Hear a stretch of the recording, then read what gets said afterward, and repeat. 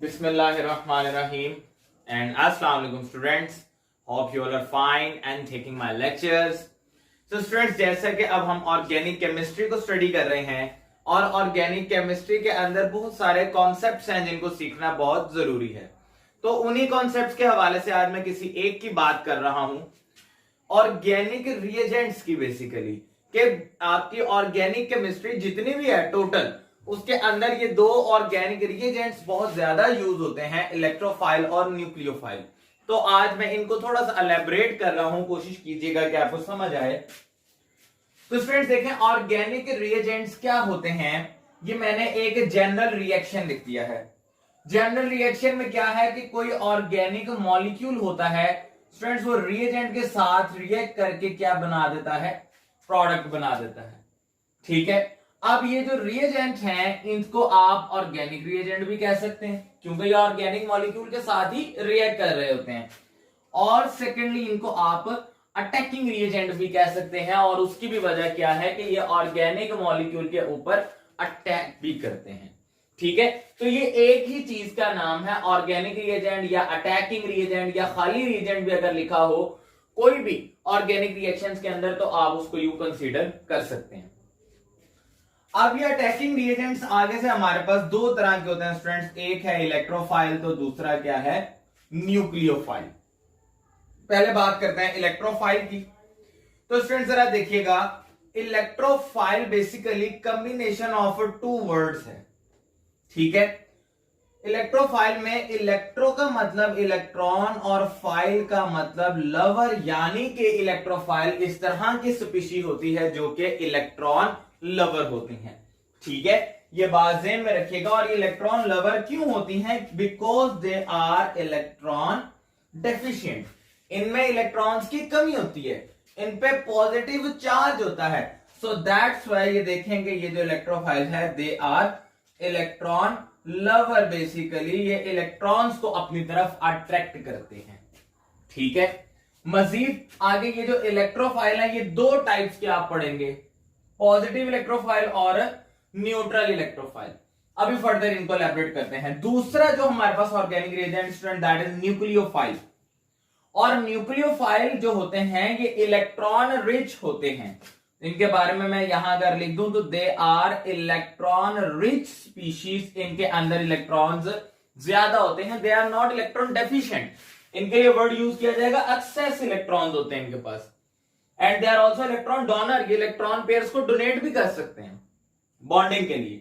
और न्यूक्लियोफाइल की भी हमारे पास तीन टाइप्स होती हैं, negative nucleophile, neutral nucleophile and ambient nucleophile. ये सब मैंने वो लिखे हैं जो आपके आगे आने वाले चैप्टर्स के अंदर यूज होंगे। तो स्टूडेंट्स पहले इलेक्ट्रोफाइल की बात कर लेते हैं। मैं पहले पॉजिटिव इलेक्ट्रोफाइल की बात कर रहा हूं, तो आप ये बात जहन में रख लें, जिस भी मॉलिक्यूल के ऊपर ये पॉजिटिव का साइन आ जाएगा स्टूडेंट, वो हमारे पास क्या होंगे, पॉजिटिव इलेक्ट्रोफाइल कहलाएंगे। मतलब कि वो फिर इलेक्ट्रॉन डेफिशिएंट होंगे। और इनमें से ये CH3 को मैंने जरा यहां पर आपके सामने एलैबोरेट भी कर दिया है। देखें कैसे, CH3 स्टूडेंट्स यहां पे कार्बन ने 3 बॉन्ड बनाए हुए हैं। 3 बॉन्ड्स का मतलब कि ये 3 इलेक्ट्रॉन के पेयर्स आ जाएंगे मेरे पास। ठीक है, यहां पर कार्बन ने टोटल कितने 3 बॉन्ड्स बनाए हैं, जिनके अंदर स्टूडेंट्स 1 2 3 4 5 6 इलेक्ट्रॉन इसमें मौजूद है। जबकि हमें पता है कार्बन के आउटर मोस्ट शेल में टोटल 8 इलेक्ट्रॉन मौजूद होते हैं, यहां पर हमारे पास 6 इलेक्ट्रॉन मौजूद है आफ्टर बॉन्डिंग। तो जिसकी वजह से फिर इसके बारे में हम क्या कहेंगे कि ये इलेक्ट्रॉन डेफिशिएंट स्पीशी है। सो दैट्स व्हाई ये हमारे पास क्या कहलाएगा, इलेक्ट्रोफाइल कहलाएगा। इसके अलावा ब्रोमीन, क्लोराइड और नाइट्रो, इन पे भी पॉजिटिव चार्जेस हैं, ये भी आगे यूज होंगे। और ये भी हमारे पास क्या है, इलेक्ट्रोफाइल है और पॉजिटिव इलेक्ट्रोफाइल है। ये सब भी इलेक्ट्रॉन डेफिशिएंट है, बिल्कुल इसी तरह मिथाइल स्पीशी की तरह। उसके बाद अब हम बात करते हैं न्यूट्रल न्यूक्लियोफाइल की।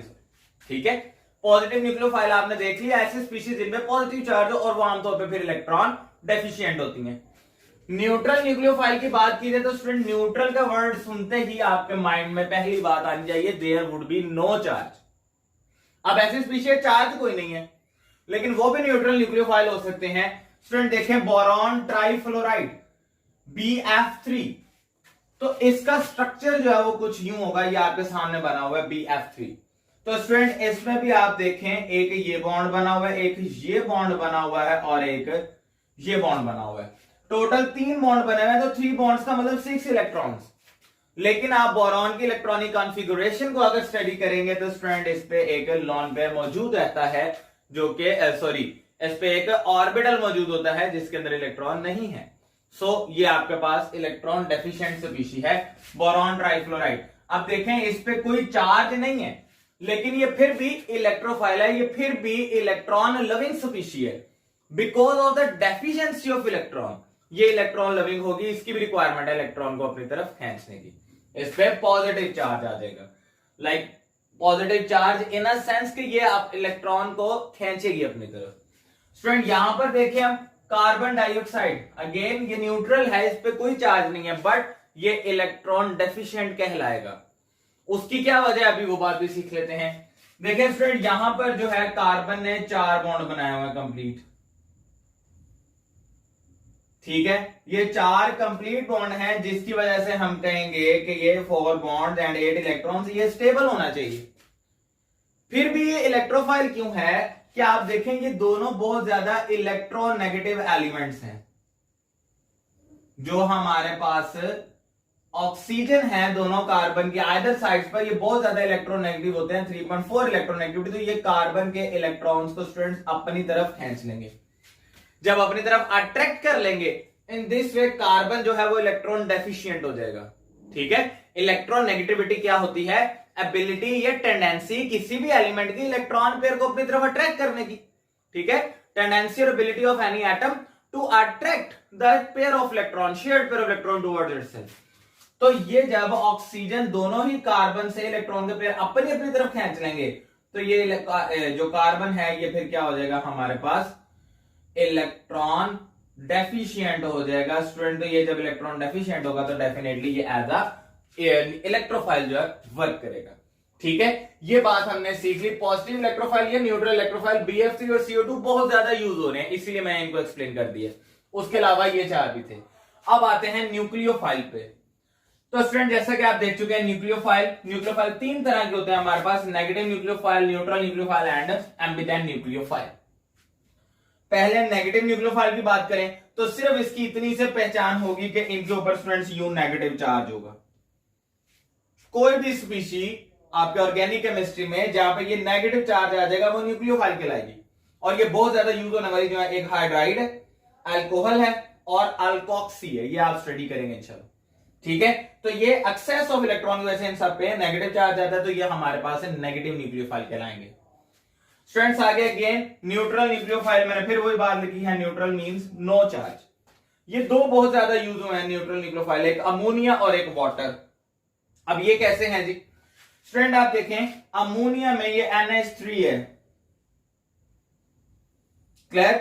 ये इसने बॉन्ड बनाए हुए हैं, देखें अब यहां पर 6 इलेक्ट्रॉन है, 3 बॉन्ड बनाए हुए हैं, 1 इलेक्ट्रॉन का पेयर अभी नाइट्रोजन पर मजीद है, तो ये लोन पेयर इसके ऊपर आ गया। जिस भी स्पीशी पे लोन पेयर आ जाएगा it's mean it is electron rich species और वो अब न्यूक्लियोफाइल होगा। स्टूडेंट लोन पेयर है, उस पर नेगेटिव चार्ज नहीं है, लोन पेयर है, जिस वजह से फिर उसको मैं न्यूट्रल न्यूक्लियोफाइल कहूंगा, ठीक है। इसी तरह वाटर देखें तो H2O, स्टूडेंट ये दोनों हाइड्रोजन है और ऑक्सीजन पे यहां पर 2 लोन पेयर है, तो अब 2 लोन पेयर आ जाएंगे, तो ये भी मेरे पास क्या होगा, न्यूट्रल न्यूक्लियोफाइल। ये इलेक्ट्रॉन रिच है, it has tendency to donate electron, ये इलेक्ट्रॉन डोनर हो सकता है जो कि न्यूक्लियोफाइल होता है, ये क्या होगा, ये भी फिर न्यूट्रल न्यूक्लियोफाइल होगा। इसके अलावा और मेरे ज़हन में आ रहे हैं लाइक अल्कोहल है, क्लियर, अमाइंस होते हैं इनके जो NH2, तो इन पे भी ये लोन पेयर्स मौजूद होते हैं, तो ये भी आगे जाके यूज होंगे, ये भी न्यूट्रल न्यूक्लियोफाइल में ही कंसीडर होंगे। स्टूडेंट्स फाइनली एम्बिवेलेंट न्यूक्लियोफाइल जो कि एक ही आपके बुक में यूज किया गया, दैट इज साइनाइड। इसमें देखें जो 2 एटम्स आपस में बॉन्डेड है, दोनों पे ही इलेक्ट्रॉन पेयर है, दोनों पे अलग अलग एक इलेक्ट्रॉन पेयर है, यानी कि आप यूं कह लें कि इसके पास 2 अटैकिंग साइड्स हैं, ये इस साइड से भी अटैक कर सकता है और इस साइड से भी। तो इस तरह का स्पीशी, इस तरह का मॉलिक्यूल का जिसमें 2 अटैकिंग साइड्स हो, 2 ऐसे एटम्स हो जिन पे लोन पेयर मौजूद है, तो वो अब आपके पास क्या कहलाते हैं, फिर एम्बिडेंट न्यूक्लियोफाइल कहलाते हैं। स्टूडेंट ये बेसिकली ऑर्गेनिक रिएजेंट्स थे जो आपके कंप्लीट ऑर्गेनिक केमिस्ट्री के अंदर यूज हो रहे हैं।